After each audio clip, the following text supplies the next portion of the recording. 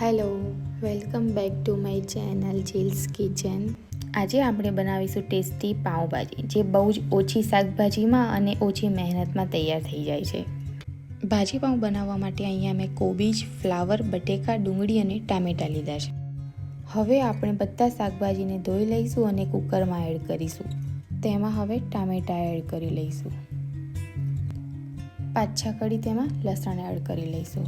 થોડી તેમાં હળદર એડ કરીશું. હવે તેમાં 1 ગ્લાસ પાણી એડ કરીને કુકર બંધ કરીને 5 વિસલ વગાડી લઈશું. આપણું શાકભાજી સરસ રીતે બફાઈ ગયું છે. હવે આપણે તેને મેશરથી મેશ કરી લઈશું. સરસ મેશ થઈ ગયું છે. હવે આપણે ભાજી બનાવીશું. ભાજી બનાવવા પેન લીધી છે, તેમાં ઓઇલ એડ કરીશું, હળદર એડ કરીશું, લાલ મરચું પાવડર એડ કરીશું, ગરમ મસાલો એડ કરીશું, સ્વાદ પ્રમાણે મીઠું એડ કરીશું અને ભાજી પાઉંનો મસાલો એડ કરીશું.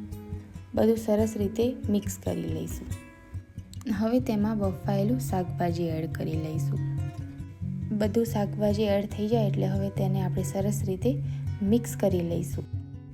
સરસ બધું શાક મિક્સ થઈ ગયું છે. હવે તેને આપણે ઢાંકીને ચડવા દઈશું અને વચ્ચે વચ્ચે હલાવતા રહીશું. સરસ ભાજીમાંથી તેલ છૂટું પડી ગયું છે અને આપણી ભાજી પણ તૈયાર થઈ ગઈ છે. ઓછા શાકભાજીમાં અને ઓછી મહેનતમાં આપણી ટેસ્ટી પાઉંભાજી તૈયાર થઈ ગઈ છે. હવે આપણે તેને સર્વ કરી લઈશું.